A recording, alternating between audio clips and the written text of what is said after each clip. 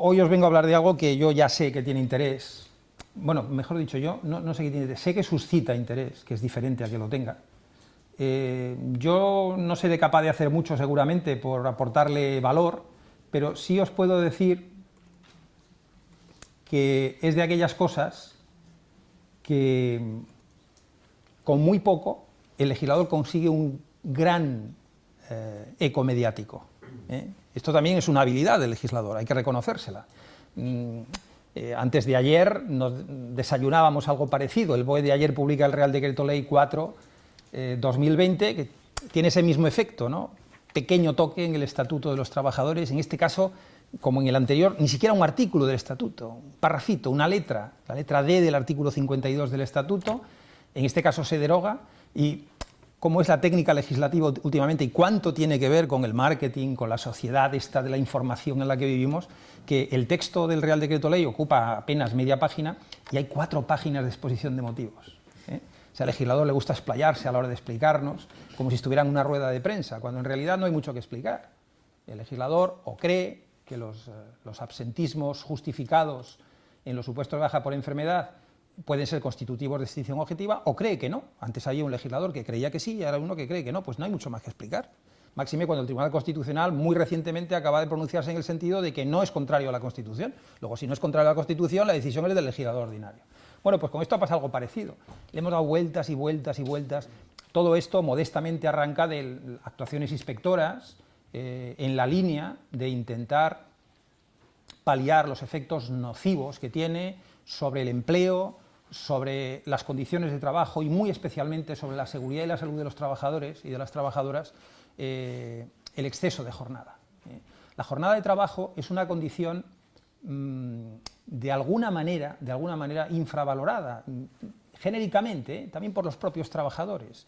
Hay como una especie de asunción fatalista de que hay que trabajar más de lo que se debería trabajar, una especie de mal divino. Yo recuerdo una fiscal, amiga mía, que nos abandonó, que decía que la mejor definición del trabajo la había hecho el Génesis de la Biblia. Decía: maldita sea la tierra por tu casa, de ella extraerás con trabajo el sustento todos los días de tu vida.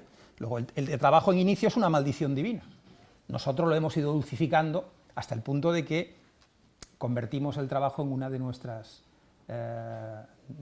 herramientas para vivir, en algunos casos la primera y primordial, además de ser una fuente de socialización evidente. Entonces la jornada, digamos que es como una especie de hermana menor del salario. Las condiciones económicas prevalecen siempre. Yo que he estado en muchas mesas de negociación de condiciones de trabajo, todos sabemos que ahí la estrella de la negociación van a ser las condiciones económicas. Tratamos de todo y mostramos mucho interés por todo. Todos sabemos que cuando salga la tabla salarial y el numerito mágico es cuando realmente la negociación llega a ese punto álgido. Pues fijaos que la jornada de trabajo ha sido la protagonista de las grandes revoluciones o de los grandes hitos del progreso del derecho del trabajo y con él de la propia sociedad. Estoy al lado de una historiadora y seré muy breve porque no quiero meter la pata, porque ella me lo diría además con razón, pero en 1886 lo que detona los acontecimientos del 1 de mayo en Chicago, que provoca, como ya sabéis, pues muertes, un montón de heridos, fusilamientos en plena calle, una vez que pasan los acontecimientos, condenas a muerte y ejecuciones de 5 líderes sindicales en Estados Unidos. No hablo de un país, hablo de, en fin, un país con una tradición democrática incuestionable. Pues eso pasa en 1886 y pasa porque se pedía una jornada de 8 horas diarias y se hacía los famosos tercios, se decía 8 horas para trabajar, 8 horas para el ocio y 8 horas para descansar. Bueno, era una reducción simplista pero muy inteligible, ¿no? Pensar que en aquellos momentos no había normas que limitaran la jornada de trabajo, pero no se sancionaba nunca a las empresas salvo si superaban las 18 horas de trabajo un trabajador. Solo en esos casos se sancionaba y las sanciones eran de unos cuantos dólares. Bueno, es otro país, otra mentalidad, evidentemente otro sistema normativo, no tiene nada que ver con el nuestro.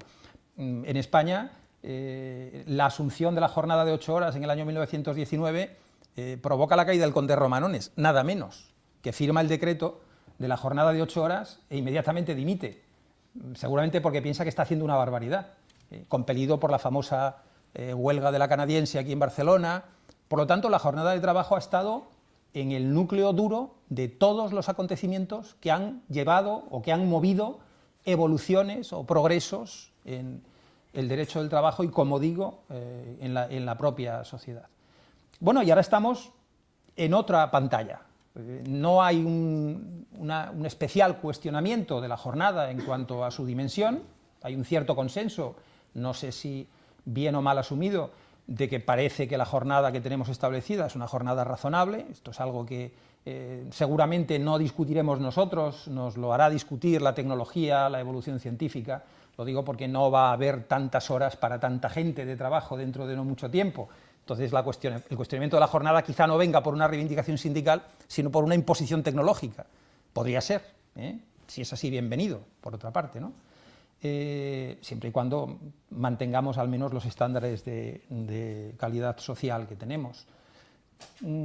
Como digo ahora, lo que se está discutiendo, lo que provoca mi presencia aquí y la vuestra, además del mutuo afecto, es de qué modo podemos instaurar un sistema que permita garantizar el cumplimiento de la norma. O dicho de otro modo, no estamos debatiendo la norma, de hecho el artículo 34.1 no se toca, hace mucho que no se toca, y se tocan los párrafos subsiguientes, que son aquellos que introducen pues, ciertas variaciones sobre el principio genérico de la jornada máxima legal de 40 horas semanales en cómputo anual, y muy señaladamente sobre los mecanismos de control a disposición fundamentalmente de la Inspección de Trabajo, pero también, lógicamente, de los órganos jurisdiccionales, y de los propios trabajadores y de sus representantes legales, como no puede ser de otro modo.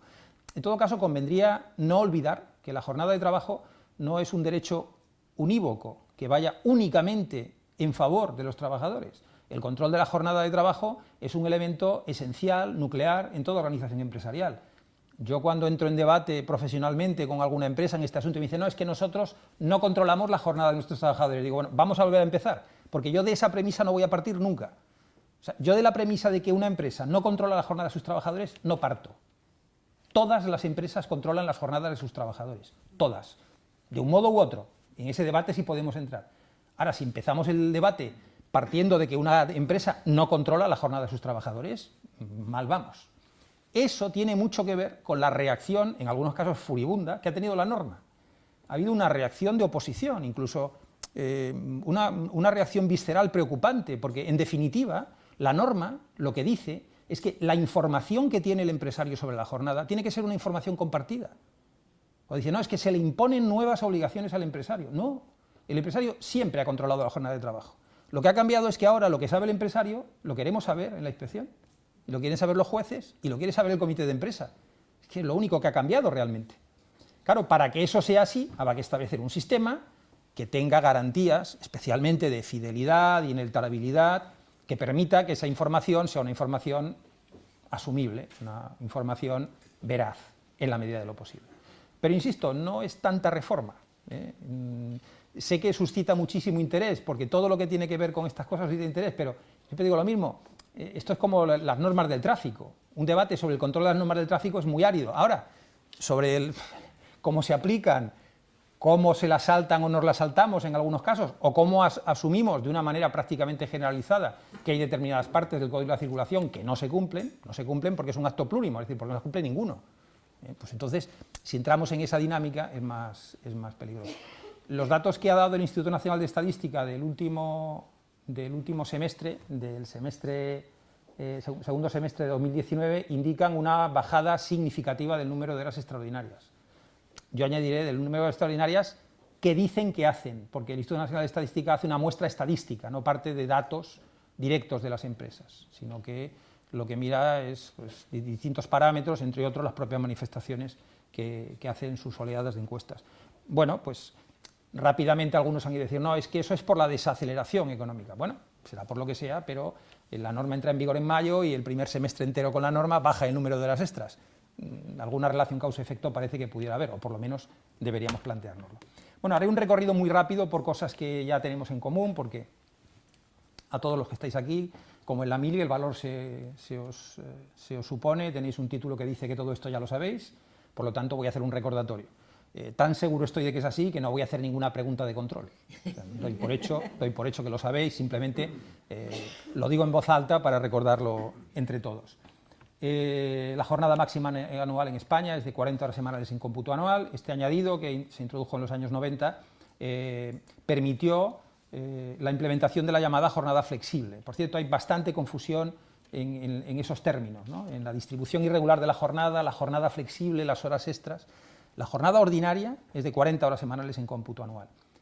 El en cómputo anual permite flexibilidad de jornada a lo largo del año, es decir, que unas semanas tengan más horas que otras, siempre y cuando no superen la jornada máxima diaria, que como bien sabéis es de 9 horas, salvo pacto expreso en contrario, y siempre que no se supere la jornada máxima anual. Esa es la jornada flexible. La distribución irregular de la jornada es otro mecanismo para adaptar la jornada a las necesidades de las empresas y de los trabajadores. Y lo que permite es establecer calendarios de jornada que no se caractericen por la continuidad, sino que haya en determinadas épocas del año diferentes maneras de proyectar la jornada diaria, semanal o mensual, de modo que en el cómputo anual no se produzca un exceso. La última reforma laboral ha introducido, bueno, la última reforma laboral, han pasado 8 años, casualmente este mes, precisamente han pasado 8 años.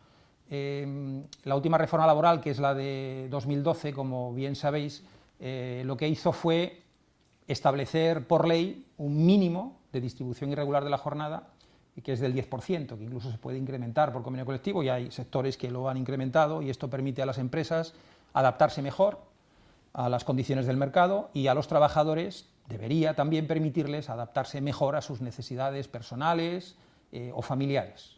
Por lo tanto, la distribución irregular de la jornada es un mecanismo benéfico para ambas partes.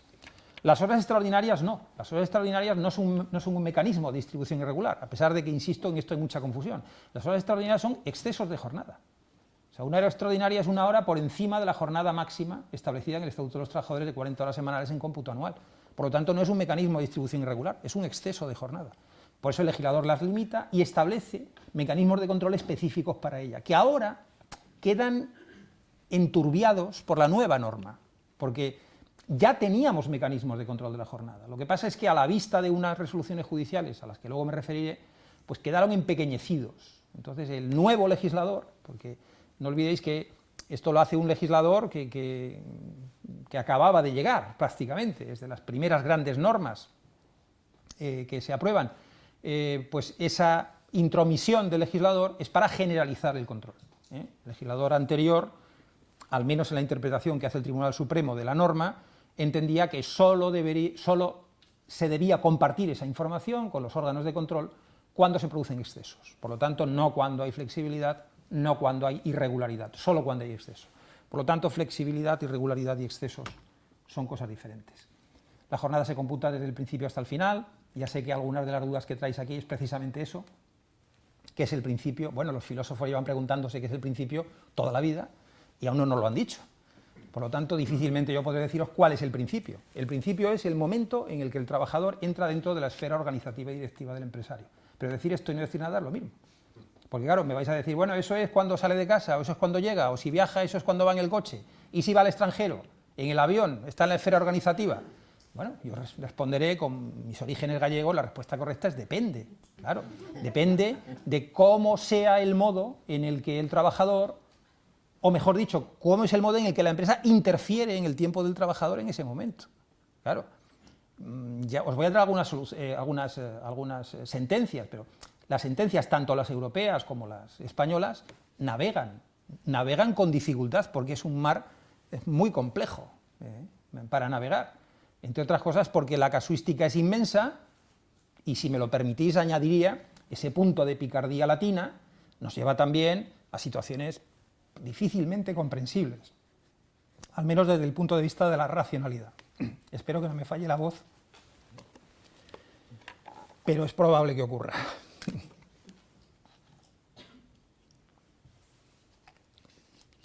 Bien, establecidos pues los parámetros genéricos de la jornada de trabajo, la distribución regular de jornada, ese 10% del que os hablaba, el preaviso mínimo de de los 5 días en los casos de distribución irregular para el trabajador, de modo que éste pueda adaptar sus necesidades de conciliación a las productivas de la empresa.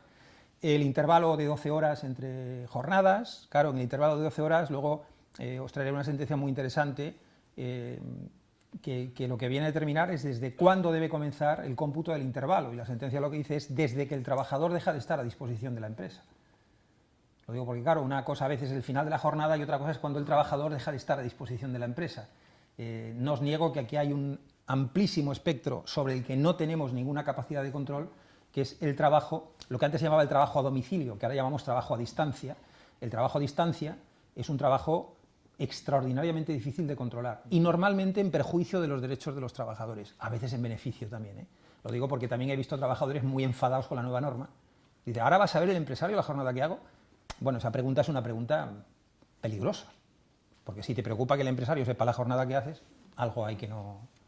tu conciencia no acaba de estar del todo apaciguada. Bueno, pues digo porque una gran corporación bancaria, podéis verlo en las noticias, anunció hace poco que sus oficinas centrales, que están en una ciudad del norte de España, cerrarían a las 7 de la tarde. Y dio la noticia, claro, es que hay que saber dar las noticias, claro, los juristas somos, yo por lo menos, extraordinariamente torpe, digo cosas que no interesan normalmente y no provocan ese efecto. Claro, esta corporación dice eso y lo que se percibe es, ostras, esto es una medida de conciliación. Claro, esta empresa no quiere que sus trabajadores se queden más de las 7. Yo pensé rápidamente dos cosas. Una, o sea, que lo normal era quedarse después de las 7. O sea, si cierran a las 7 es porque lo normal es que se quedaran después de las 7. Y la segunda que pensé es, hombre, el portátil se lo llevarán a casa. O sea, no, a mí que cierren la puerta no me lleva a pensar que dejan de trabajar. Hombre, en una fábrica del siglo XIX sí, nadie se llevaba el torno a casa o la prensa. Pero ahora, que la empresa cierre, que tenga un horario la empresa, hasta qué punto habilita o deshabilita el control de esos excesos de jornada que pueden producirse racionalmente.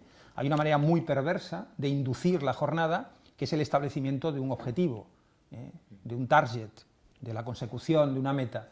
Cuando a un trabajador se le pone ese objetivo, se le condiciona desde el punto de vista del tiempo de trabajo. Porque prácticamente dice, no, es que se autoorganiza. Hombre, no se autoorganiza. Usted le fuerza a organizarse en función de un objetivo empresarial. Por lo tanto, eso no es autoorganización. Autoorganización sería, pues mira, no me apetece trabajar, que le pasaría a menudo, me voy al bar. No, al bar no te vayas porque el objetivo sigue sin cumplirse. Bueno, por eso que todo esto de la jornada, cuando empieza, cuando acaba, el descanso de las 12 horas, bueno, hasta cierto punto, como digo, hay que tomarlo con cierta cautela. Los descansos entre jornadas, también les traeré la recentísima sentencia del Tribunal Supremo, que ha tenido un enorme bombo. El otro día me llamaban y decían, tiene que venir a hablar usted de lo del bocadillo. Sí, y no sabía muy bien, me lo decía, era alguien que representaba una asociación empresarial. Decía, eso de que ahora ya no se puede comer el bocadillo. Hostia, qué manera de... O sea, la cadena de información, desde lo que dijo el Supremo hasta que a ese hombre le llega, no, es que ahora la inspección prohíbe comer el bocadillo. Nosotros no solo no prohibimos comer el bocadillo, lo recomendamos. O sea, por una cuestión de salud laboral es recomendable comer algo durante una jornada, hasta el punto de que el legislador lo impone en algunos casos, y a los menores con mayor profusión o con mayor intensidad. Los cantos al sol que últimamente tanto gustan al legislador, se promoverá el derecho a la conciliación, se favorecerá. Sí. Es que el legislador no es un consultor sentimental, el legislador tiene el BOE. Si el legislador cree que hay que promover la conciliación de la vida personal con la vida laboral, pues que legisle, porque ya no está la exposición de motivos, ya hay soft law dentro de las normas. ¿Qué quiere decir el trabajador tiene derecho a adaptar la duración para hacer efectivo su derecho a la conciliación? Bueno, pues poner a los jueces a los pies de los caballos, como ya está sucediendo. Y como ha pasado con otras partes del estatuto, en las que ahora pues nuestros magistrados se ven en la compleja diatriba, en la compleja situación, de determinar hasta qué punto ese derecho es un derecho efectivo, o es un derecho que pues requiere mediación, o requiere negociación, o requiere en algunos casos desarrollo normativo, algo que no se ha producido en estos, como he comentado. Las horas extras solo haré un apartado que tiene un valor argumental. Las horas extras son los excesos de jornada y el legislador limita esos excesos a 80 horas por año natural en los contratos a jornada completa y de manera proporcional en aquellos que no lo son y evidentemente los de carácter temporal lo mismo. las plantea como una posibilidad voluntaria y por lo tanto su realización tiene que ser acordada por empresario y trabajador. Pero a mí, además de todas estas limitaciones, me interesa especialmente el apartado quinto de este artículo 35, que decía, y sigue diciendo, a efectos del cómputo de horas extraordinarias, la jornada de cada trabajador se registrará día a día, y se totalizará en el periodo fijado para el abono de las retribuciones, entregando copia del resumen al trabajador en el recibo correspondiente. Diré además que el decreto 1561/95, que es el que regula las jornadas especiales de trabajo, extiende esta obligación de entrega a los representantes legales de los trabajadores. Por tanto, cuando se realizan horas extraordinarias, es preceptivo que haya habido un registro diario de la jornada de trabajo, que esa información se haya entregado al trabajador y reseño o resalto entregado, no puesto a disposición. Ojo, porque el nuevo 34.9 dice que el registro de la jornada estará a disposición de los trabajadores, pero cuando hay horas extras no vale con ponerlo a disposición, hay que entregarlo, entregando copia. Por lo tanto, copia al trabajador, copia a los representantes legales de los trabajadores. Claro, este artículo es el epicentro de este huracán, o de este terremoto. Es el epicentro porque a partir de este artículo la Inspección de Trabajo inicia unas actuaciones inspectoras hace ya más de 5 años en algunas entidades, la mayoría de ellas entidades también entidades de crédito, imputándoles un incumplimiento en materia de registro porque no registraban diariamente la jornada de sus trabajadores y de sus trabajadoras. Y lo que decía la inspección es que la única manera de poder controlar los excesos de jornada es conociendo las jornadas de cada día, y que el único sentido que tenía el 35.5 es que siempre hay que registrar la jornada de trabajo para ver si alguna vez se hacen horas extraordinarias, con la consiguiente entrega al trabajador para que pueda hacer un seguimiento y a la empresa. Es más, algunas actas de mis compañeros, que lo digo sin pudor y sin corporativismo, eran magníficas desde el punto de vista jurídico, se añadía que el legislador estaba pensando en favorecer al trabajador con un medio de defensa y de prueba en el caso de que un día tuviera que discutir la jornada en sede judicial o en sede administrativa. Ese es el sentido que tiene la entrega, que me parece que es un sentido, en el ámbito de un derecho intuitivo, perfectamente asumible. Bueno, pues a partir de aquí empieza todo. Por el medio, y aquí pasaré de soslayo, porque no es el objeto central del estudio, están los contratos a tiempo parcial. El legislador, desde el año 2013, como ya saben, decidió imponer con carácter general la obligación de registro en los contratos a tiempo parcial. Los contratos a tiempo parcial, ya digo, no es el objeto de mi ponencia de hoy, pero conviene no olvidar que los contratos a tiempo parcial, yo estoy en inspección de trabajo, por lo tanto, tómenlo como una deformación profesional, lo que diré ahora, son una posibilidad abierta al fraude y a los excesos de jornada. Lo digo porque nos consta por actuaciones inspectoras que algunos contratos a tiempo parcial, un porcentaje difícil de definir, pero bueno, yo creo que es significativo, en realidad enmascaran relaciones de más jornada, en algunos casos de jornada completa, y en algunos incluso de más de jornada completa. Claro, el legislador intenta tratar bien a los contratos a tiempo parcial y a la vez facilitar el control de las jornadas, y esto es muy difícil. Lo digo porque, por ejemplo, si dan cuenta en el apartado A del párrafo cuarto del artículo 12 del Estatuto, se dice que el contrato deberá figurar por escrito, como es lógico, y dice el número de horas ordinarias de trabajo al día, a la semana, al mes o al año concertadas, así como el modo de su distribución, según lo previsto en convenio colectivo. Y siempre he dicho, bueno, ¿qué es la distribución? Porque aquí hay un debate doctrinal muy interesante sobre las diferencias entre distribución y horario. Digo, porque nosotros en Derecho al Trabajo, a la distribución de la jornada, ya le tenemos una etiqueta, es el horario. Yo cuando hablo con un trabajador en una empresa, le pregunto qué jornada hace cada semana y luego le pregunto qué horario hace. No le digo, ¿cuál es la distribución? ¿Cuál es el modo de distribución de esa jornada? Me dirá el tío, no sé de qué me habla. Y le digo, el horario. Pues el horario, entro a tal hora y salgo a tal hora. Claro, esto ha generado un debate sobre si en el contrato debe reflejarse el horario o debe reflejarse algo más etéreo, como la distribución. Ha triunfado esta segunda opción, al menos ha triunfado por lo que se refiere a las actuaciones sancionadoras. Lo digo porque a veces se ha apreciado la nulidad de un contrato de trabajo a tiempo parcial porque no ponía el horario y la empresa había puesto, la distribución será, y la empresa ponía de lunes a domingo con los descansos legales. Cuidado, que yo soy legal. Claro, de lunes a domingo con los descansos legales y nada es lo mismo. Entonces dice, no, es que entonces horario es distribución. Bueno, es que si distribución es eso, no vale la pena poner nada. Porque si usted me va a poner de lunes a domingo, es que no hay otra posibilidad. O sea, tiene que ser de lunes a domingo. Si usted no me dice qué días va y lo tengo que adivinar yo, pues entonces el mecanismo de control se debilita mucho. A cambio de esta indefinición, que en mi opinión favorece notablemente a aquellos que quieren defraudar, que es a los últimos a los que deberíamos favorecer a los que quieren cumplir. No sé qué gana el que quiere cumplir con eso, porque el que quiere cumplir ya te pone de 9 a 1, de lunes a jueves. Entonces, ese no tiene problema. Que el que no quiere cumplir tenga esta vía de escape no me parece especialmente bien.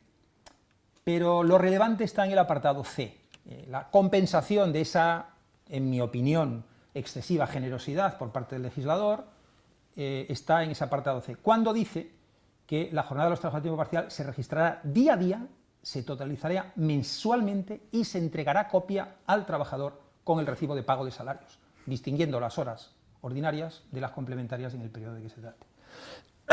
Perdón. Claro, aquí sí hay una entrada contundente del legislador. Aquí los que aplicamos la norma nos sentimos muy cómodos, porque aquí el debate es prácticamente inexistente. Hay que registrar la jornada todos los días, hay que totalizarla todos los meses y hay que entregarle una copia al trabajador del número de horas ordinarias y complementarias que ha hecho todos los meses. Y yo aquí incluso, en el entorno de confianza en el que estamos, yo creo que el legislador hasta se ha pasado aquí, porque luego dice que el incumplimiento de estas obligaciones formales comportará la aplicación de la presunción juris tantum de que el contrato es a jornada completa. Esto me parece terrible. Me parece terrible. Porque claro, si una empresa un mes se olvida de darle al trabajador el resumen, la consecuencia es que el contrato es a jornada completa, salvo que se demuestre lo contrario. Esto es muy difícil, ¿eh? En empresas que tengan horarios amplios es muy difícil. Claro, el otro día me planteaba un compañero en una discoteca sí, porque las discotecas tienen el horario que tienen, o sea, no dan para una jornada completa semanal, pero en una empresa que no sea así, ¿cómo prueba la empresa que el trabajador tiene una jornada? Pues digo, porque la presunción juris tantum opera salvo prueba en contrario. Por lo tanto, daríamos por hecho que esos contratos son contratos a jornada completa, que yo creo, francamente, que puede ser excesivo, ¿eh? Incluso pensad que la obligación prescribe a los 4 años, con lo cual ahora podríamos inspeccionar una empresa que hace 4 años no entregó un resumen y pedirle la diferencia de cuotas a jornada completa de los últimos 48 meses de ese trabajador. A lo mejor aquí, con un poco menos, también hubiéramos podido funcionar. Lo digo porque también es sancionable, a lo mejor por la vía de la sanción, es una infracción grave, pues también se podría haber vehiculado. Pero yo creo que el legislador algo de remordimiento tiene en la conciencia, con esa gran flexibilidad del contrato a tiempo parcial, y busca algún paliativo, y este de alguna manera lo es. Bueno, las horas complementarias, como he hecho esto porque este documento lo dejo a disposición de la Xarxa Alumni y pueden acceder libremente a él para que lo tengan. Las horas secretarias saben que no son excesos de jornada, sino complementos de la jornada de los contratos a tiempo parcial. Y son complementos porque tienen como límite no alcanzar, junto con las horas ordinarias, una jornada completa de trabajo. Es decir, el pacto de las complementarias no puede desnaturalizar el contrato a tiempo parcial. Si alcanzara una jornada completa quedaría desnaturalizado, ese pacto sería nulo, obviamente, y el contrato sería un contrato a jornada completa. Bien, entrando en el meollo de la reforma del Real Decreto Ley 8/2019, como os decía, ya teníamos algunos elementos de control de la jornada de trabajo. Uno, os lo acabo de expresar ahora, el contrato a tiempo parcial. Contrato a tiempo parcial, se daba una situación un tanto surrealista en algunas empresas, y es que, bueno, las empresas también, unas están más asesoradas, no digo mejor, más asesoradas, otras menos asesoradas, unas por grandes profesionales, como los que estáis aquí, otras por grandes profesionales, pero un poco menos grandes, y entonces eso se refleja también. Lo digo porque en una empresa hacías una inspección, le pedías el registro y te traían solo la de los trabajadores a tiempo parcial. Y decías, ¿y los otros? Dicen, es que los otros no estamos obligados. Digo, o sea, debo deducir que ustedes controlan la jornada de los trabajadores a tiempo parcial, pero lo de los otros no. O no nos lo quiere decir, porque es una pregunta que en función de la respuesta te lleva a dos escenarios diferentes. Antes de la reforma, después de la reforma, como vemos, el legislador ha acabado con esa situación un tanto surrealista. Contrato a tiempo parcial, por tanto, ya tenía mecanismos. También os he señalado el artículo 35 del Estatuto. Pero hay otros elementos que permiten el control. El legislador, el Estatuto de los Trabajadores, siempre ha obligado a la existencia de un calendario anual que las empresas deben tener. Deben tener un calendario de vacaciones, además, que deben pactar con los trabajadores con antelación y que debe ser conocido. Tenemos las jornadas especiales de trabajo, que, por ejemplo, obligan a registrar la jornada de trabajo en algunos casos concretos. Por ejemplo, el trabajo en la marina mercante siempre ha exigido registro de jornada diaria, siempre. El trabajo móvil siempre ha exigido registro de jornada. Por lo tanto, la obligación de registro no es nueva. Eso es lo primero que hay que destruir. Ya había muchas obligaciones de registro. Lo que pasa es que discutíamos si el 35.5 era una obligación genérica de registro o no, solo era una obligación cuando se hacían horas extraordinarias. Ese era el debate, no sobre si debía o no debía haber mecanismos de control de la jornada. Ya había mecanismos de control de la jornada y de registro, por lo tanto no era nuevo. Lo nuevo era el debate sobre lo genérico o lo específico. Ese debate es un debate muy largo. Aquí fijaos que os empiezo a poner informes de la Dirección General de Empleo del año 14. Dice la Dirección General de Empleo: para comprobar si se han realizado horas extraordinarias es preciso conocer con exactitud el número de horas ordinarias. Bueno, hombre, a ver, no es un razonamiento muy elaborado, pero es difícil no estar de acuerdo con eso. Yo solo puedo saber si hay un exceso. Vamos, si yo te veo tomar una copita de alcohol, yo solo puedo saber si hay un exceso si me dices cuántas llevas. Yo no puedo deducir de ese instante el efecto que produce el exceso de ingesta o el exceso de jornada en el caso que nos ocupa. Lo mismo venía diciendo la Audiencia Nacional. Dos actuaciones inspectoras sobre, como son públicas y notorias, os lo digo abiertamente, sobre Abanca y sobre Bankia, utilizaron el artículo 35.5 como una obligación genérica y dijeron: hemos pedido a la empresa que nos dé los registros de la jornada para ver si se han hecho horas extraordinarias y la empresa no nos los da. No nos los da, con lo cual sancionamos a la empresa por no controlar las jornadas de trabajo, etcétera. Bueno, pues esas actas siguen su camino, llegan a la Audiencia Nacional y la Audiencia Nacional confirma las dos. Confirma la de Bankia y confirma la de Abanca. En esas dos sentencias que os pongo ahí, ambas de 2015, una de 2015 y otra de 2016. Sin el registro diario de la jornada será imposible controlar la realización de horas extras, dice en una. En otra dice: reflejar día a día la jornada diaria, que es el único medio para constatar si se superaron o no los límites de la jornada ordinaria. Por lo tanto, la Audiencia Nacional acoge el argumento esencial de las actas y confirma estas actas y, por lo tanto, reprocha a las empresas que no registraran diariamente la jornada. Lo que ocurre es que esto llega al Tribunal Supremo, como por otra parte era obvio, tratándose de las entidades de que se trataba, era obvio que agotarían todas las instancias, y en el Tribunal Supremo, no pondré un adjetivo calificativo previo, el Tribunal Supremo desdice el argumento de la inspección de la Dirección General de Trabajo y de la Audiencia Nacional, y en una interpretación muy literalista, pero sobre todo muy sistemática, concluye que la obligación de registro únicamente existe cuando se hacen horas extraordinarias. Yo nunca he acabado de entender esto. Lo digo porque yo visito empresas. Entonces, yo digo: ¿usted hace horas extras? No, entonces me voy. Es que no queda otra. Es que no queda otra. Salvo que me responda que sí, ha dicho que sí. ¿Dónde está el registro? Porque si me dice que no, el Tribunal Supremo me dice que solo si se hacen horas extraordinarias. Claro, esto es un poco surrealista, porque sin registro horario, hasta a la propia empresa le costará saber si hay horas extraordinarias. ¿Me explico? O sea, el registro es una condición previa, ex ante, para determinar si se incurre o no en la condición de la norma. Pero bueno, el Tribunal Supremo habla del tenor literal. El tenor literal yo no estoy de acuerdo, porque dice a los efectos. No dice en el caso de que se hagan horas extraordinarias, sino a los efectos del control de los excesos de jornada.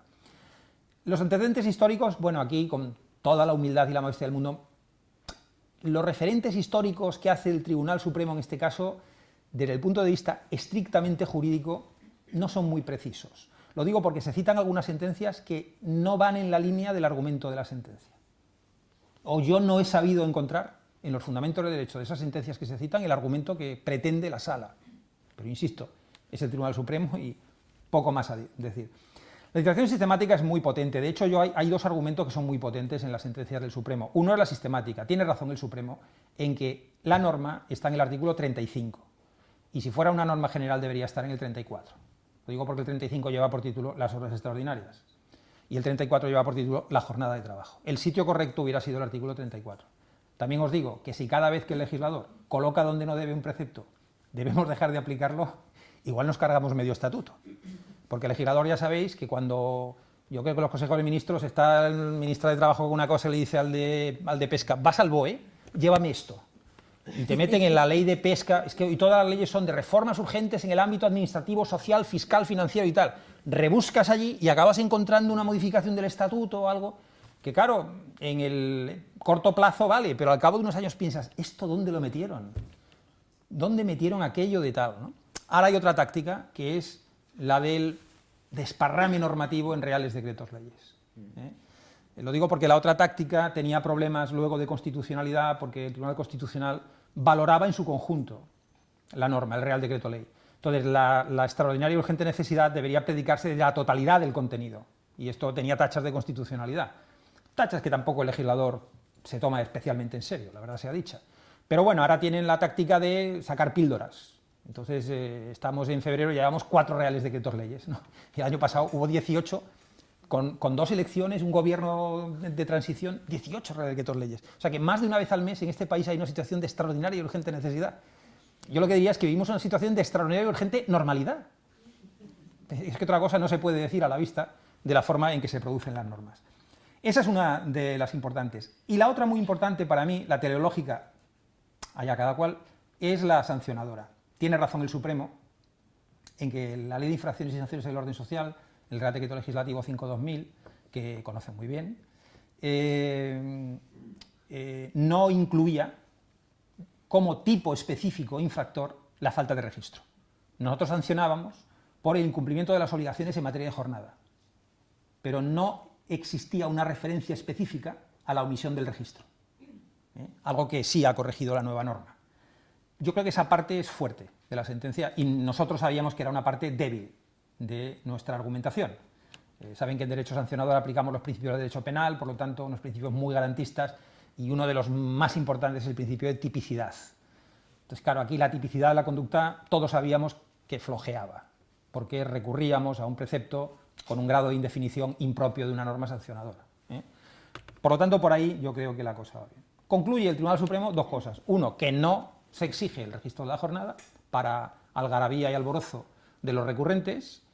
Y bueno, alguno dice que para sonrojo de la inspección. Nosotros no nos sonrojamos lo más mínimo.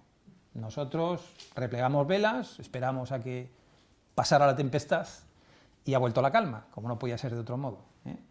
Y lo otro es la recomendación del eje ferenda para que se haga. Bueno, pues el legislador se ha amparado en esta sentencia, curiosamente, que era una sentencia contraria a lo que el legislador pretendía, para sacarlo adelante. ¿Qué pasa por el medio? Pues por el medio pasa que el tercer asunto, que era Deutsche Bank, llega a la Audiencia Nacional cuando el Supremo ya ha dictado la primera sentencia, que es la sentencia Bankia.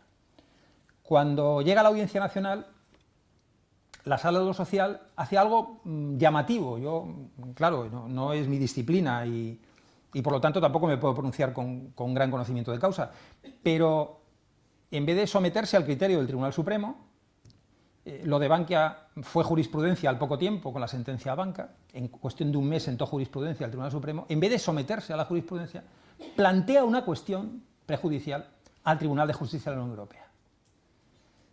Y el argumento es que ante la radical diferencia interpretativa entre la Audiencia Nacional y el Supremo, quiere que se examine nuestra normativa, especialmente a los ojos de la normativa comunitaria y muy señaladamente de la Directiva 2003/88.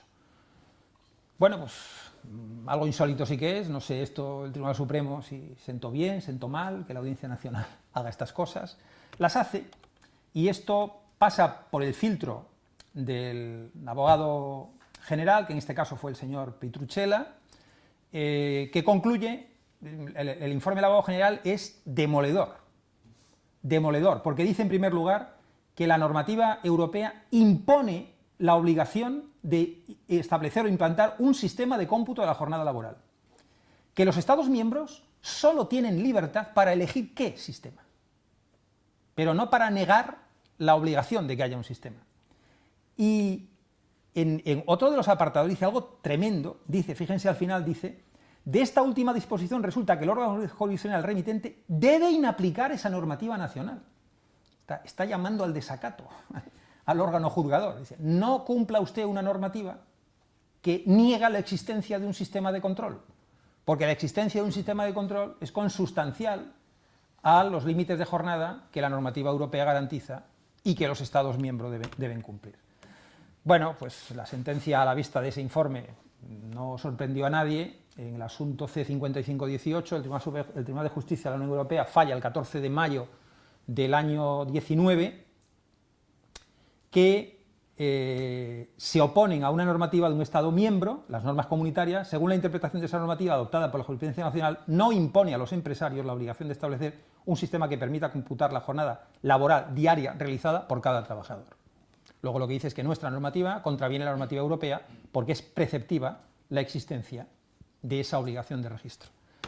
Por el medio, es decir, entre la prejudicial de la Audiencia Nacional, previas la sentencia del Tribunal Supremo, el informe del abogado general y la sentencia de 19 de mayo del Tribunal de Justicia de la Unión Europea, nuestro legislador se adelanta, como saben, y publica el Real Decreto Ley 8/2019, que es el que introduce el apartado 9 en el artículo 34. De modo que cuando llega la sentencia de mayo, nosotros ya estábamos aplicando el contenido que el Tribunal Europeo entendía que era esencial para dar cumplimiento a la normativa comunitaria. No ha habido ningún tipo de conflicto o controversia, porque desde el 12 de mayo, como ya saben, el nuevo artículo 34.9 del Estatuto es plenamente operativo y, por lo tanto, ya tenemos un sistema de control de la jornada genérico. Bueno, ¿cómo es ese sistema? Bueno, pues aquí resalto algunas ideas que luego seguramente aparecerán alguna vez más hasta llegar a esa parte casuística, que sé que es la que estáis esperando y quiero llegar a ella con algo de voz y de energía. No hay que olvidar que la jornada de trabajo es parte del fundamento del sinalagma. Es decir, la jornada de trabajo, al final, también tiene una proyección económica. Claro, cuando alguien me dice cuánto gana, si alguien me dice, gano 2.000 euros, ¿es un buen salario? La siguiente pregunta que yo le hago es, ¿cuántas horas trabajas? Si trabajas 14, bueno, ahora si te lo ganas trabajando 2 horas diarias, es un salario magnífico. Por lo tanto, la jornada de trabajo tiene mucho que ver en el sinalagma, en la proporción en definitiva. Mide la dedicación y, por lo tanto, el control de la jornada es un instrumento esencial para garantizar el equilibrio entre las partes, para evitar que haya una imposición o un abuso por una de las partes en las condiciones de trabajo que tiene la otra. También, y esto me gusta siempre ponerlo mucho en valor, la limitación de la jornada de trabajo es una condición de seguridad y de salud. No podemos perdernos siempre en los aspectos puramente formales de la prevención. La prevención tiene un contenido material importantísimo y entre ese contenido, desde luego, está el tiempo que el trabajador está expuesto a los riesgos del trabajo. Cuando dicen, bueno, es que los trabajadores a jornada completa tienen más siniestralidad que los de tiempo parcial, bueno, es que están más tiempo expuestos. Es que es una cuestión de pura lógica proporcional. Por lo tanto, es importante desde el punto de vista también de la prevención de los riesgos. Por otra parte, ya he dicho antes, tenemos muchos mecanismos para matizar esa imposición legislativa de los límites de la jornada. Tenemos la flexibilidad horaria, la distribución irregular de la jornada, las horas extraordinarias, el trabajo a turno, las rotaciones, muchos. Por no hablar de la contratación temporal, que la contratación temporal de facto permite el uso libérrimo e incluso excesivo por parte de algunas empresas respecto de sus propios recursos humanos. No hay límite en la contratación temporal. Una empresa puede hacer todos los contratos temporales que quiera. Añadiré, en fraude de ley o no. Pero la contratación temporal ha sido un elemento regulador de la fuerza de trabajo utilizado hasta la náusea en nuestro mercado de trabajo. Por lo tanto, ya hay bastantes mecanismos de flexibilidad. Y en todo caso, no registrar la jornada no es un mecanismo de flexibilidad. Yo no lo veo por ningún sitio. Dice, no, es que usted lo que quiere es que la jornada sea rígida. No, yo lo que quiero saber es cuánto trabaja una persona, no que la jornada sea rígida. A nosotros se nos dicen en algún sitio, se me dijo, no, es que usted sigue pensando en el reloj fichador. Yo no pienso en nada. Yo lo que quiero saber es lo mismo que sabe usted. ¿Usted sabe cuánto trabaja esta persona? Pues yo quiero saber eso. Que lo hace seguido o no seguido, una parte en su casa, otra parte viajando. Bueno, pues yo quiero saber eso también. Que los mecanismos de control son tanto más complejos cuanto más nos alejamos del modelo clásico del empresario trabajador. Pues claro, pero hombre, las mismas tecnologías que han permitido a las empresas progresar y acercarse a sus potenciales consumidores de una manera cada vez más agresiva y más potente, deberían permitirles también facilitarnos esa documentación. Lo digo porque las empresas tienen una enorme capacidad tecnológica para algunas cosas y para otras son muy torpes. Dicen ellos, es que yo no sé cómo hacer. No sabe usted cómo hacer, pero si usted hace ordenadores. ¿Cómo no va a saber usted cómo hacer? Es que esto es que me pide usted es imposible. ¿Pero cómo va a ser imposible? Si incluso algo dice, es que yo tengo una pequeña empresa, coño, fui a un bar y resulta que el camarero te llevaba un micrófono como este que llevo yo y la comanda la estaba escuchando en la cocina, el cocinero la estaba preparando. ¿Saben hacer eso y no saben reflejar la jornada de esa persona? Por lo tanto, yo creo que no es un mecanismo de flexibilidad y en todo caso ya hay muchos mecanismos de flexibilidad. Por lo tanto, la idea central sería que en las actuaciones inspectoras el registro diario de la jornada es un medio para conseguir el fin, que es conocer la jornada de trabajo de las personas que trabajan en una empresa, a efectos de determinar si se ajusta o no a los mínimos de derecho necesarios que se impongan legal o convencionalmente. Siendo un medio, es un medio muy relevante. Lo digo porque no es una obligación de carácter meramente formal. Hay obligaciones de carácter meramente formal. La antigua obligación de tenencia del libro de visitas era una obligación meramente formal. O sea, tener o no tener el libro de visitas en el centro de trabajo no facilitaba o perjudicaba el fraude. Era una cuestión puramente formal. Hombre, registrar o no registrar la jornada sí que favorece o desfavorece el fraude. Por lo tanto, yo diría que es una obligación formal muy cualificada. Muy cualificada.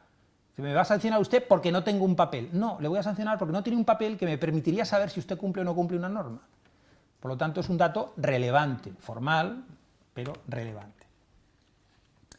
¿Qué dice el nuevo 34.9? Pues ya sabéis que hay la obligación de garantizar el registro diario de la jornada, que debe incluir el horario concreto de inicio y finalización de la jornada de trabajo de cada persona trabajadora, sin perjuicio de la flexibilidad horaria. La redacción es impecable, diría que es inmejorable. Desde el punto de vista de la tipificación posterior, de las conductas infractoras, a mí me gusta mucho que dice la empresa, no dice tendrá un sistema, dice garantizará el registro. Por lo tanto, nosotros siempre asesoramos, como exige nuestra ley ordenadora, a las empresas con ocasión de la actuación inspectora, pero no se trata, porque alguno dice, a ver cuándo saca la inspección el modelo. Si la inspección no va a sacar ningún modelo. No dice la inspección facilitará, dice no, las empresas garantizarán el registro. Por lo tanto, está claro quién debe generar el mecanismo. Otra cosa es que luego en las actuaciones inspectoras o en las actuaciones judiciales se entienda que con ese mecanismo se ha garantizado o no se ha garantizado el registro diario de la jornada. Ese es otro asunto, pero no va a haber un modelo, no va a haber nada. Cada empresa, de acuerdo con los parámetros que establece la norma, tendrá que definir cuál es el sistema por el que debe optar. ¿Cómo se hará? Pues mediante la negociación colectiva. Me consta ya que en algunos ámbitos de negociación es un tema que se trata y que suscita interés, y que yo creo que es muy interesante, muy importante que en la negociación colectiva se trate este tema. En defecto de negociación colectiva, pues por acuerdo con los representantes de los trabajadores, y en todo caso, o en última instancia, el propio empresario, de manera unilateral previa consulta de los representantes de los trabajadores. Por lo tanto, el tema está resuelto. Si digo, es que mire usted en el convenio no pone nada, ¿tiene usted un acuerdo de empresa para esto? No lo tengo. Oiga, pues pregúntele a los representantes de los trabajadores y decida usted. Porque aquí es el derecho de participación, pero no hay una obligación de negociación estricta. Hay que conservar durante 4 años, dice, conservará los registros a que refiere este precepto durante 4 años. Aquí no habla de totalización, si os dais cuenta. A diferencia de lo que ocurría con el contrato a tiempo parcial, en este caso, en los contratos a jornada completa, no hay obligación de totalización y tampoco hay obligación de entrega. esa información tiene que estar a disposición del trabajador. Dicho esto, es muy relevante la definición concreta de qué es la puesta a disposición. Y reiteradamente, tanto resoluciones administrativas como judiciales insisten en que la puesta a disposición debe ser una puesta a disposición directa por parte del trabajador. O sea, no tiene que pasar porque el trabajador solicite formalmente el acceso al dato. El trabajador debe tener el dato disponible. Lo que puede hacer es decidir consultarlo o no consultarlo, pero disponible tiene que estar. Y, por supuesto, disponible para la inspección de trabajo. Disponible inmediatamente para la inspección de trabajo. Sobre eso abundaré mínimamente cuando os hable de esas pequeñas cosas. Por lo tanto, ahora fijaros, coexisten la obligación general del 34.9 con la específica del contrato a tiempo parcial del 12.4c, con las jornadas especiales del 1561-95 y con las horas extraordinarias, porque los contratos a jornada completa tienen que registrar diariamente la jornada siempre, 34.9, pero si hacen horas extras, además tienen que entregarle una copia al trabajador y comunicarlo a los representantes legales de los trabajadores. Por lo tanto, aquí hay una obligación reforzada. No basta con registrar diariamente la jornada si se hacen horas extras. En esos casos es obligatorio entregar una copia al trabajador y dar esa información a los representantes legales de los trabajadores. Bueno, sobre el contenido del registro lo he dividido en 4 apartados que aquí me limito a enunciar y que luego desarrollo, para cuando esos fines de semana que yo os digo que no sabéis qué hacer, pues os cogéis el tocho este que he hecho, lo miráis, os acordáis de mí, pasáis un rato entretenido. A ver, el registro de jornada es obligatorio para todas las empresas con independencia del tipo de contratación de los trabajadores o de que se realicen o no horas extraordinarias. Eso es así de claro. Todas las empresas tienen que registrar la jornada de todos sus trabajadores, tengan el contrato que tengan, a tiempo parcial, a jornada completa, temporal, indefinido, formativo o no, y realicen o no horas extraordinarias. Segundo, la empresa debe registrar diariamente la jornada por cada trabajador, utilizando para ello los medios que considere más conveniente, salvo que exista ya un mecanismo arbitrado a través de la negociación colectiva. Se conservarán durante 4 años y estarán a disposición de los trabajadores, sus representantes y la inspección de trabajo. En tercer lugar, cuando se realicen horas extraordinarias, hay una obligación adicional, que es totalizar la jornada que realiza el trabajador, informar a los representantes legales de los trabajadores y conservar esos resúmenes. Por lo tanto, hay una obligación acentuada. Y en el caso de la realización de horas extraordinarias, existe una tipificación sancionadora específica ante la omisión de información a los representantes legales de los trabajadores. Por lo tanto, esta es la confusa o compleja configuración que tenemos ahora. Y para acabar, porque si no me extenderé del tiempo que me ha sido asignado para plantear el tema y luego podemos debatir, aquí hago algunas reflexiones sobre estas, me referiré a las instrucciones, guías, consultas, resoluciones de todo tipo que han salido durante este tiempo en relación con estas cuestiones que hemos tratado ahora. Antes hablaré de las consecuencias. ¿Cuál es la consecuencia de no registrar la jornada de trabajo? Pues bien, si existe un sistema de control, insisto, esto es muy importante, si existe un sistema de control y no se facilita la inspección o se manipula, esa actuación es constitutiva de infracción por obstrucción a la labor inspectora. Porque no discutimos si está bien o mal llevado, discutimos que no se nos facilita. Y eso está tipificado en el artículo 50 de la ISOS como obstrucción a la labor inspectora. Por lo tanto, sancionable en función de la materia y en las cuantías que la propia norma indica para las infracciones normalmente de carácter grave en estos casos. La no presentación de los registros diarios tendrá esa consideración. La empresa tiene una información y no se la facilita la inspección. Esa entrega es preceptiva, por lo tanto, la falta de entrega sería obstrucción.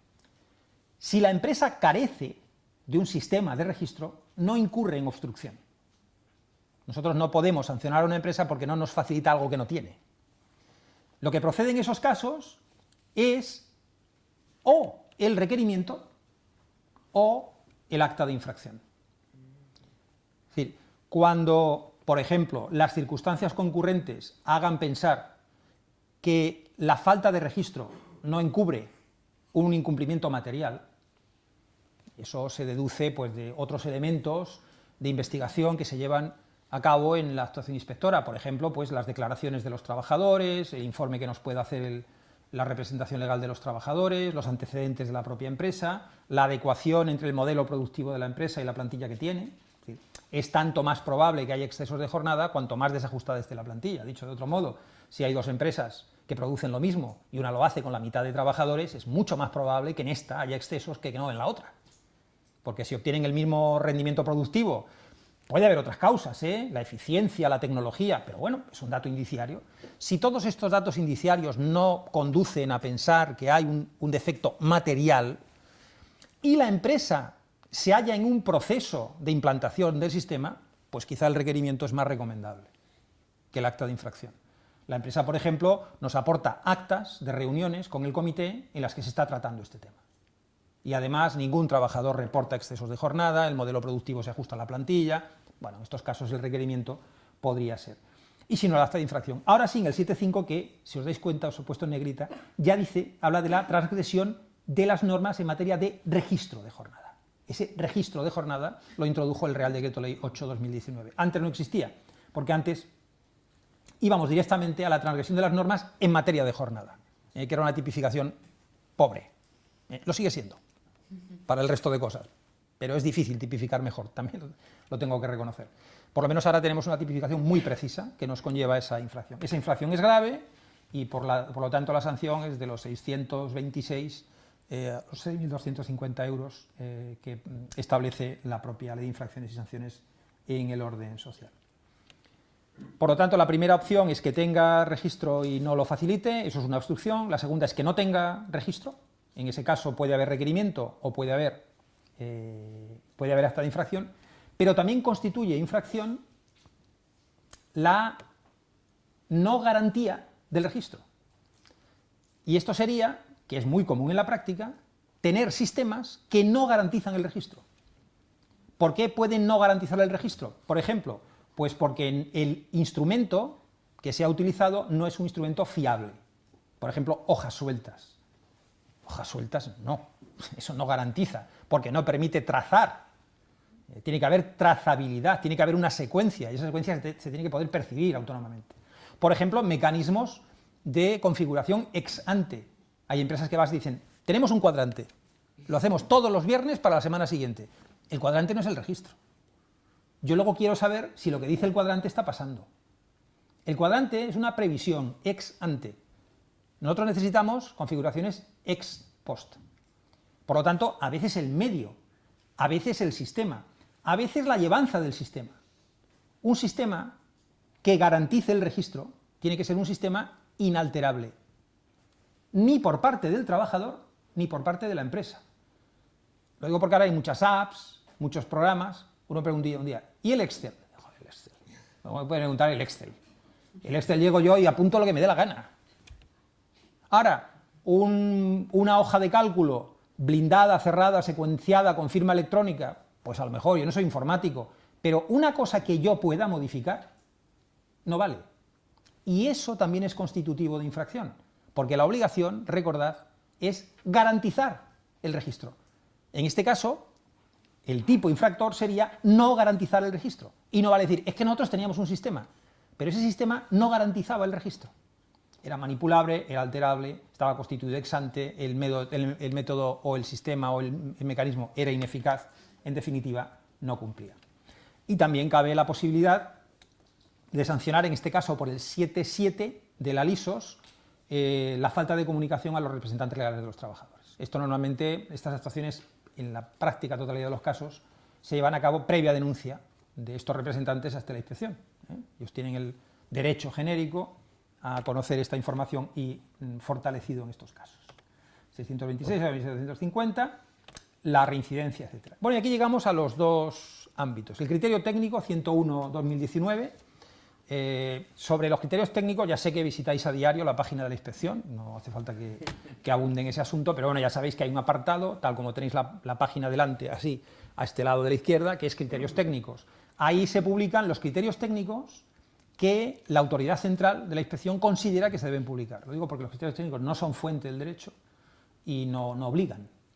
Los criterios técnicos son una traslación a los funcionarios de la Inspección de Trabajo de el modo en que debe ser llevada a cabo una actuación inspectora, que en alguna ocasión la autoridad central considera oportuno trasladar al resto de los ciudadanos interesados. Este es uno de esos casos, de los poquísimos casos. Creo que en los últimos 4 años hemos publicado 5 criterios técnicos y hay más de un centenar cada año. Por lo tanto, se publica la inmensa minoría. Este se ha publicado. Yo creo que como buen criterio, básicamente porque como ha tenido tanta trascendencia y tanta relevancia. ¿Qué va diciendo el criterio técnico? Bueno, pues vuelve a abundar en el sinalagma, en la proporcionalidad, en el equilibrio, en la necesidad de que haya un mecanismo de control para evitar abusos. Esa es la finalidad, en definitiva, del registro, y hace muy bien en remarcarla. Vuelve a recordar que sigue habiendo otras obligaciones adicionales, que esta no las sustituye. Los contratos a tiempo parcial siguen teniendo la obligación de totalizar mensualmente y de entregar al trabajador copia.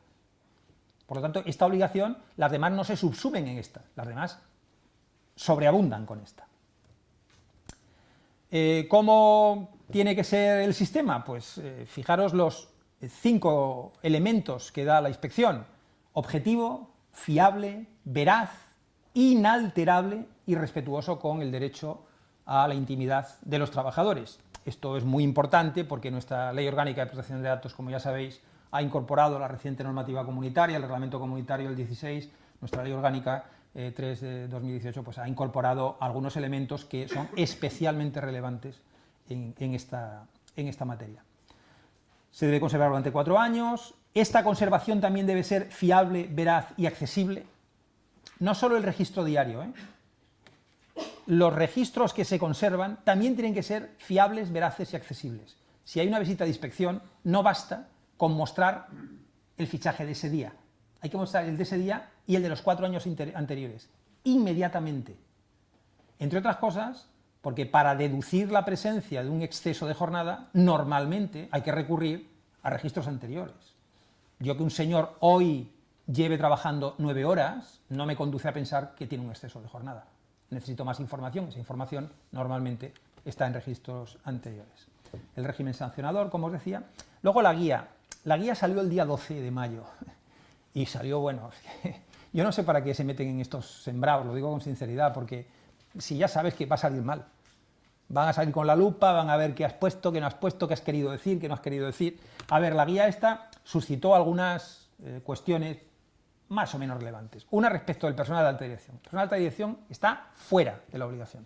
¿Por qué? Porque el personal que está regulado, como sabéis, en el 2.1a del Estatuto, que tiene normativa propia, ya se dice en su propia normativa que están excluidos del registro de la jornada y que por lo tanto no les es aplicable el nuevo artículo 34.9. Pero aquí la guía dijo que estaban incluidos trabajadores que, no siendo estrictamente personal de alta dirección, y dice, mandos intermedios, cargos de confianza, tienen pactado un régimen de libre disponibilidad del tiempo de trabajo. Y aquí alguno pensó, bueno, estos son los que mandan un poquillo, que estos hacen lo que quieren, esto no hay que registrarlo. No, no, no, la guía dice que están dentro. Yo creo que comete el error de hablar de ellos. Claro, al hablar de ellos, levanta la liebre y dice, mandos intermedios. Para empezar, que yo sepa, doctores hay aquí que me corregirán seguro, porque tienen más conocimiento que yo en esta materia, no hay ninguna norma laboral que se refiera a los mandos intermedios. Claro, en una guía deberíamos recurrir a conceptos muy consolidados, porque si sacas el tema de los mandos intermedios, la pregunta es, ¿qué es un mando intermedio? ¿Qué es, el que está muy, muy, muy cerca del que manda, o cualquiera que está entre el más pringado de la empresa y el jefe? ¿Qué es un mando intermedio? Y en ese caso, ¿esos qué pasa? ¿Que no? ¿Esos pueden ir a su bola? No. De esos lo que dice es que pueden tener mecanismos de flexibilidad, que por cierto, no tiene por qué decirlo, todos pueden tener mecanismos de flexibilidad. Cualquier trabajador, cualquier trabajadora. Y lo que dice es que están obligados. Pero, como digo, eso generó un cierto debate. ETTs. Quien llevará formalmente el registro en los supuestos de cesión de trabajadores será la ETT. ¿Por qué? Pues porque no puede ser de otro modo. En las cesiones, la dirección inmediata de la prestación de servicios corresponde a la empresa usuaria. Por lo tanto, es allí donde debe manifestarse la necesidad. Ahora bien, la empresa obligada es la empresa de trabajo temporal. Por tanto, quien debe garantizar el registro es la empresa de trabajo temporal. Ahora, debe hacerlo a través de los sistemas de la empresa usuaria. Pero no tiene sentido que la empresa temporal cree en cada una de sus usuarias su propio sistema de registros, una cosa desmesurada. Máxime cuando la empresa usuaria está obligada a tener uno. Entonces, como la empresa usuaria está obligada a tener uno, ya vale. Con la subcontratación es más sutil. Aquí la obligación recae íntegramente sobre la empresa contratista o subcontratista. Ahora bien, por acuerdo con el cliente, puede hacer uso de los mecanismos del cliente. Pero en este caso, ante una inspección, los registros se le pedirán al contratista, no a la empresa principal. Ahora, por ejemplo, pues pongo un ejemplo, una empresa de limpieza que tiene una brigada de limpieza que va a 3 clientes en una mañana. Pues si cada uno de esos clientes ya tiene el torno, ya tiene tal, bueno, pues lo que tiene que hacer la contratista es luego pedirle a cada cliente que le dé esos datos. Porque en el caso de una estación inspectora, la que tendrá que presentar esos datos, esos registros, será la empresa contratista. No puede derivar a la cliente y decirle, no, los tiene pues, Hierros Alfonso. ¿No? Usted utiliza el mecanismo de Hierros Alfonso, pero usted es quien debe recabar los datos, debe conservarlos, debe facilitárselos a los trabajadores en definitiva. Bueno, más cosas que podréis ver ahí, y aquí, para acabar, voy a algunas cuestiones casuísticas, puntuales, que alguna de ellas, con un poco de suerte, resolverá la duda que os ha traído aquí, o las dudas que os han traído aquí, y otras a lo mejor no tanto. Primero, Autoridad Catalana de Protecció de Dades. La autoridad, en esos informes que os pongo ahí, uno de 2009, dos de 2009, uno de 2007 y uno de 2018, se plantea si la obtención de datos biométricos del trabajador puede ser constitutiva o no de una violación del derecho a la protección de datos por parte de estos. En el criterio, en la consulta esta 6318, que os pongo ahí en negrita, cambia de criterio la autoridad catalana, porque había venido siguiendo el criterio de la sentencia de 2 de julio de 2007 del Tribunal Supremo, que decía que la captación de esos datos biométricos, si estaba justificada en el cumplimiento de una obligación empresarial, era lícita. Era lícita. A partir del nuevo reglamento comunitario, queda claro que la obtención de datos biométricos de cualquier persona solo puede obtenerse o por una autoridad pública debidamente habilitada a esos efectos o con consentimiento expreso del titular. Por lo tanto, lo que dice la autoridad catalana en estos momentos es que la obtención de un dato biométrico puede hacerse únicamente con consentimiento del titular, siempre de manera proporcional al fin perseguido y amparándonos siempre en el principio de minimización, es decir, debe ser residual. Solo en ausencia de otros mecanismos podemos recurrir. Me estoy refiriendo, como ya podéis imaginaros, a la huella dactilar. La huella dactilar, que ha sido un procedimiento muy socorrido. Insisto, siempre que el trabajador consienta, que sea proporcional al fin perseguido, que yo francamente lo dudo muchísimo en este caso, y que no haya otros medios, lo dudo todavía más. Hay muchísimos otros medios. Por lo tanto, con carácter general, yo creo que no es recomendable. Y no es recomendable porque al que posee ese dato, que será la empresa, se le sitúa en una posición jurídica muy compleja, que es la de responder prácticamente de manera ilimitada sobre el tratamiento de ese dato. Yo con sinceridad jamás querría tener ese dato de nadie, porque me obliga mucho y me condiciona muchísimo. Y al cabo de no sé cuántos años alguien puede venir a decirme si todavía conservo un registro o si de un registro mío se ha llevado alguien un dato y resulta que la huella de ese señor ha aparecido no sé dónde. Yo no lo haría. A mayor abundamiento, la Agencia Española de Protección de Datos, en ese informe 65-2015, en este caso, el caso de la Agencia Española, trata el caso de un comedor escolar, en el que los usuarios, los chicos, las chicas, accedían con la huella. Bueno, aquí hay un elemento de mayor sensibilidad, son menores, etc. Pero bueno, el argumento vale igual. Vuelve a hablar del principio de proporcionalidad y en todo caso hace una recomendación que me parece muy interesante, y es, si se va a utilizar un dato biométrico como elemento de control, ese dato nunca debe salir de la esfera del propio trabajador. Y hace una recomendación que me parece muy interesante para ese caso en concreto, y que yo creo que puede extenderse a otros. y es, si vamos a utilizar la huella, que cada trabajador tenga una tarjeta y que la huella esté en el chip de la tarjeta, de modo que no está en el sistema de la empresa. El trabajador accede poniendo la huella y presentando la tarjeta. Y lo que hace el mecanismo de control es verificar que esa huella se corresponde con ese chip. Pero la empresa no tiene la huella. No sé si me explico. Por lo tanto, en ausencia de ese dato, me parece un sistema muy válido, muy capaz y no invasivo, o no muy invasivo. Dicho esto, la agencia insiste en que esto se haga en aquellos casos en los que el acceso a determinadas dependencias sea especialmente delicado. O sea, esto sería desproporcionado para entrar en una oficina. Pero, hombre, para entrar en un laboratorio en el que hay material sensible, a lo mejor es un elemento muy válido, sin necesidad de que la empresa conozca la huella, porque la huella la validaría el chip de la tarjeta.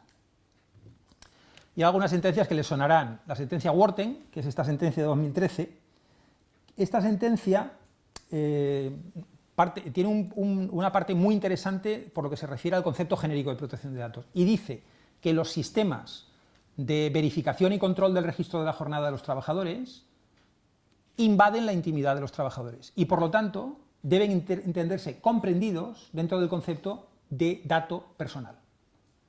O sea, si nos preguntamos si estamos obligados a velar por el sigilo, la conservación debida de esos datos, la respuesta es que sí. La normativa de protección de datos nos obliga a darle un tratamiento pues debido, acorde a la norma, a ese tipo de datos.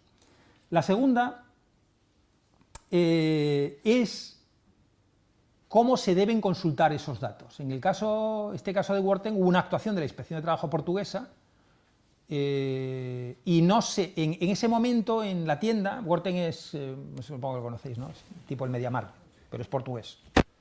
Y entonces en ese momento en la tienda nadie podía acceder a la base de datos donde estaba el registro de la jornada. O sea, ellos tenían registro de jornada. Portugal ya tenía registro de jornada antes que nosotros. Y entonces, pues digamos, es que no podemos acceder porque esto es una persona que es el director de no sé cuál, que con su clave accede. Y la inspección lo que dijo es, nosotros queremos saber ahora las horas a las que ha entrado todo el mundo y queremos ver lo de los meses anteriores. Y al parecer resultó físicamente imposible, ¿no? Tan es así que al día siguiente, efectivamente, Worten se personó en las dependencias de la inspección y aportó toda esa documentación. Pero la inspección sancionó. Y sancionó porque no había obtenido inmediatamente. Y porque en el ínterin había manipulación. Lo cual, por otra parte, es obvio. Entonces, esa aportación ad hoc, la inspección no la dio por buena. Deduzco que la inspección vería cosas, ¿no?, que le harían pensar que había podido haber manipulación. O sea, no creo que esto haya sido una actuación inquisitorial tendente a sangrar a la empresa, no. Ahí algo pasó y la inspección entendió que eso era significativo, representativo de una eventual infracción. Bueno, pues lo que dice la sentencia Worten es que es exigible que esa información se dé con carácter inmediato. Con carácter inmediato. Por lo tanto, la puesta a disposición no es déjeme usted una citación que ya se lo llevaré al despacho, es en ese mismo momento, en ese mismo sitio, por el medio que sea. Si es electrónico, electrónico, si es un medio físico, el que sea. Y por cierto, la inspección puede obtener pruebas directas, puede exigir la impresión, si es un medio electrónico, incluso puede llevarse en un medio electrónico el contenido, y si es un medio físico puede pedir copias o incluso cautelarmente adueñarse de ese medio y llevarlo directamente a las dependencias de la inspección. Caso Tyco. Este es un poquito más complejo y yo creo que también más discutible, pero bueno, ha abierto una doctrina que luego el Tribunal Supremo ha hecho suya, para fallar en sentido opuesto, pero ha hecho suya. En esta sentencia de septiembre de 2015, el Tribunal de Justicia de la Unión Europea afronta la situación de una empresa, en este caso Tyco. Tyco es una empresa de alarmas y sistemas de seguridad, que tenía sede en muchas provincias, pero que decidió unificar, por lo que se refiere al almacén, al centro logístico, en una provincia. Y en las demás dejó únicamente a los comerciales y a los instaladores. De modo que dejaron de tener centro de trabajo. Un señor que estaba en Zamora, pues Tyco tenía allí un centro de trabajo, él iba allí, había un almacén. Bueno, pues Tyco decidió cerrar ese centro, se lo llevó todo a Madrid, y entonces lo que hacía el comercial es, pues si le vendía una alarma a un señor o a una señora, le mandaban desde Madrid el material y él lo instalaba. Incluso algunos de ellos tenían en su casa material, porque claro, a ellos les interesaba instalar y si conseguían un cliente, siempre llevaban algo en el coche. Aquí lo que se debate es cuándo comienza la jornada de trabajo.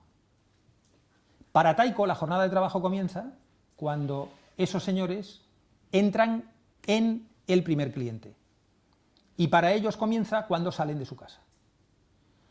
Para Tyco finaliza cuando salen del último cliente, para ellos finaliza cuando llegan a su casa.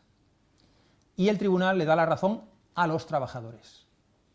Y dice que en ausencia de centro de trabajo, la jornada de trabajo, la entrada en la esfera organizativa de la empresa comienza en el momento en el que el trabajador se dispone a visitar al primero de los clientes. Claro, aquí hay elementos adicionales. Por ejemplo, el trabajador en el coche lleva el material para instalar.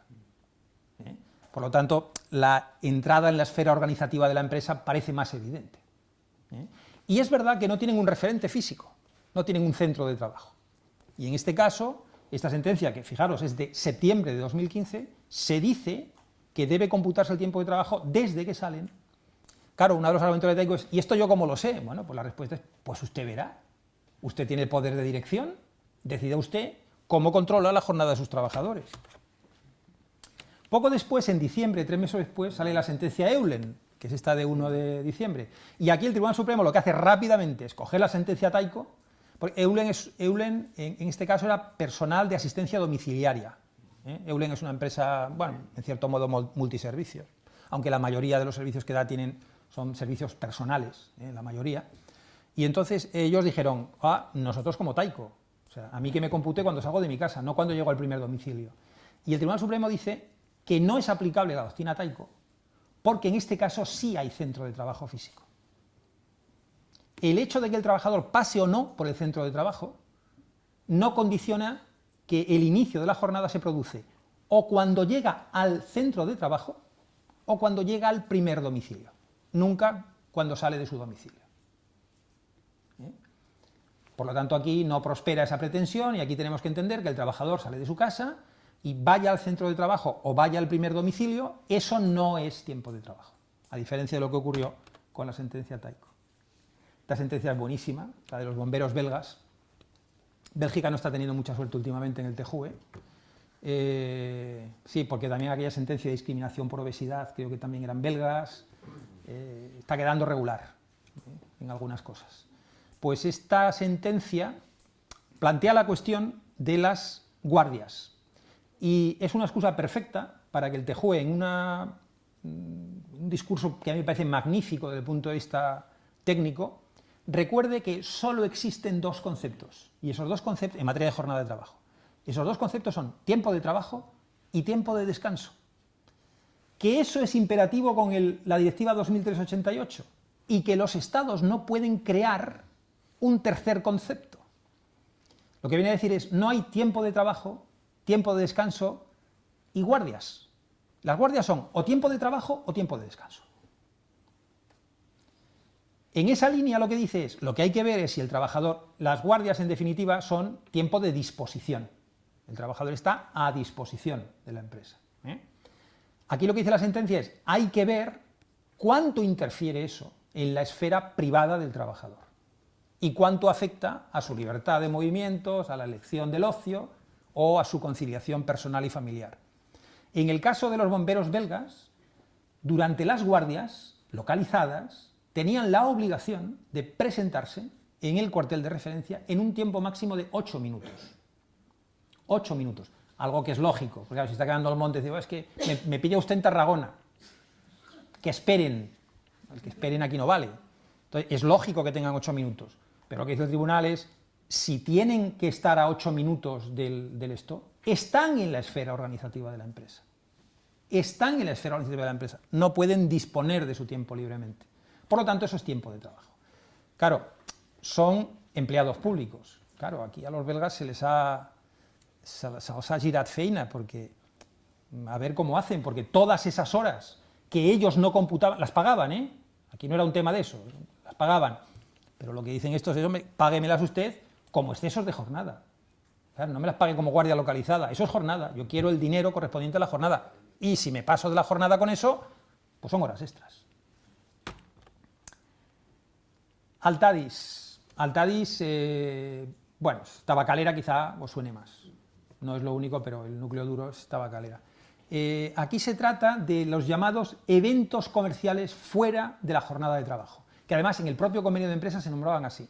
¿Qué son esos eventos? Pues esos eventos son, por poneros algún ejemplo que seguramente os resultará más próximo, casos en los que tienen que acudir a eventos deportivos, comerciales, por ejemplo, pues hace tiempo pues Tabacalera promocionaba equipos de motos, de coches, pues tenían que ir cuando había una carrera, esos eventos comerciales, etcétera, ¿no?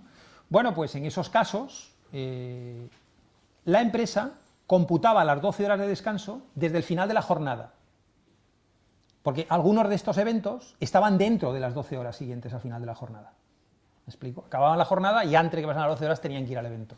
Y lo que dice el Tribunal Supremo es que, recordando la doctrina del Tribunal de Justicia de la Unión Europea, solo hay tiempo de trabajo y tiempo de descanso, y eso no es tiempo de descanso. Si no es tiempo de descanso, es tiempo de trabajo. Por lo tanto, computa para la jornada máxima y computa para el descanso entre jornadas. Por mucho que la empresa los haya calificado muy hábilmente como eventos comerciales fuera de jornada. Lo cierto es que son jornada de trabajo, a pesar de la calificación que se le ha dado. Otro caso interesante, este último, y con él acabaré, es el caso Galp, que es esta sentencia del bocadillo, que ya todo el mundo ya lo sabe, por Galp nadie. La de 10 de diciembre de 2019, es decir, una sentencia que tiene apenas 2 meses. En esta sentencia se plantea un conflicto colectivo ante la Audiencia Nacional porque entienden los representantes legales de los trabajadores que con ocasión de la implantación de un sistema de registro de jornada, la empresa aprovecha para hacer una modificación sustancial de condiciones de trabajo. Lo que dice es, bueno, la empresa dice que hace un sistema de registro de jornada, pero lo que hace inducidamente es quitarnos cosas que ya teníamos reconocidas. Concretamente, bueno, en cuanto al registro de jornada, nos recuerda las obligaciones, la obligación salarial de la empresa, la obligación en materia de prevención de riesgos y la obligación del trabajador de cumplir la jornada. Sobre la modificación sustancial nos recuerda que tiene que haber una previa condición reconocida en una norma, que no esté reconocida en una norma o en un convenio colectivo, tiene que tener por lo tanto naturaleza no normativa ni convencional, sino contractual. Tiene que haber una decisión unilateral por parte del empresario. Esa modificación tiene que afectar a un elemento nuclear, los que ejemplificativamente cita el artículo 40 del Estatuto o cualesquiera otros de naturaleza nuclear o esencial en el marco de la relación de trabajo, y que tenga carácter colectivo, de acuerdo con lo que establece el artículo 41.2. Bien, pues en este caso, la empresa, al implantar el sistema de registro de jornada, al personal comercial establece como patrón que cuando no regresen a la localidad de residencia o a la localidad de centro de trabajo, se entenderá que han realizado una jornada ordinaria, es decir, 7 horas y media. 7 horas y media. Y que la siguiente jornada de trabajo comienza cuando regresan de ese lugar. ¿Me explico? Ya os digo de entrada, y entrando en lo mío, que a mí eso no me vale. A mí no me vale decir, oiga, este señor comercial que se quedó a dormir en Berga, ¿cuántas horas hizo en Berga ese día? Y que tú me digas, no, es que nosotros hemos decidido que cuando no regresa es que ha hecho 7 horas y media. No, yo quiero saber cuántas horas ha hecho. Exactamente. Él tiene que tener un mecanismo de control, de autocontrol, o usted tiene que tener un mecanismo de seguimiento que nos permita saber qué tiempo estuvo. Claro, si acabó a una hora que no le permitía volver a su domicilio, usted le paga la dieta, le paga la manutención y el alojamiento, y considera que inicia la jornada en el momento en que al día siguiente sale de Berga. Vale, pero yo sigo necesitando saber cuántas horas hizo el día anterior. El hecho de que usted le pague el alojamiento, la manutención, la dieta, no implica que no haya exceso de jornada. Aquí entiende el tribunal que no ha habido. La segunda cuestión es que ahora la empresa pone por escrito, aprovechando, digamos que la empresa ha puesto orden, ¿no? Ya que tenía que poner el registro, ha puesto más cosas. Ahora dice que solo considerará que hay horas extraordinarias cuando la hora haya estado autorizada previamente por el superior jerárquico y por el director de personal. Claro, esto los trabajadores lo ven una modificación sustancial, porque decían, antes yo hacía 1 hora de palabra, me quedaban que hacía 1 hora y me la pagaban. Ahora, si no me firma la hora mi jefe y el director, dicen que me he quedado porque he querido. Bueno, aquí lo que dice el tribunal es, oiga, si es así, demande usted y denuncie. Pero desde luego las horas extraordinarias no quedan a disposición del trabajador. O sea, una hora extraordinaria no se hace cuando el trabajador dice que se hace. Se hace cuando la empresa dice que se hace si hay acuerdo con el trabajador. Luego, que la empresa exija una constatación previa de que quiere que se haga esa hora extraordinaria es una decisión de la empresa. Ella cargará con las cargas administrativas, con el jaleo, con la burocracia, ellos verán, pero están en su perfecto derecho. Y la más importante de todo, las famosas incidencias. Aquí la norma dice fumar, tomar café, desayunar. Los trabajadores entienden que tenían una condición más beneficiosa, y es que antes de que hubiera un sistema de registro de jornada, ellos hacían esas cosas y salían a su hora. El tribunal dice que no consta que eso fuera la intención de la empresa, sino que la empresa lo que hizo fue un depósito de confianza en la responsabilidad de los trabajadores.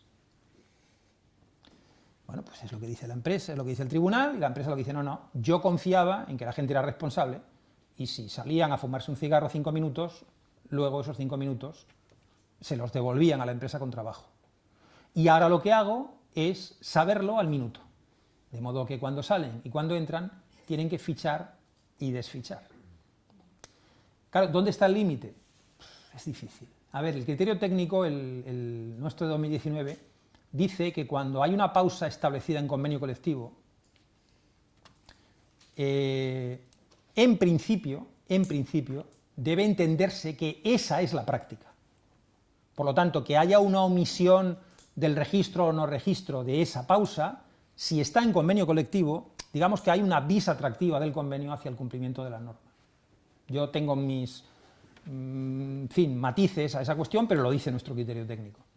En ausencia de eso, si un trabajador tiene esas incidencias y no las marca en el registro, eso será considerado jornada de trabajo a todos los efectos.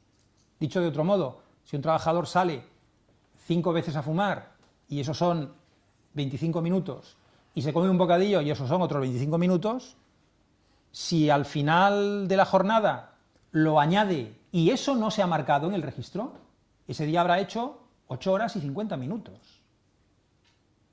Por lo tanto, que la empresa diga que los trabajadores tienen que descomputar de su tiempo de trabajo esas incidencias, no quiere decir que no exista obligación de llevarlas al registro hay que llevarlas.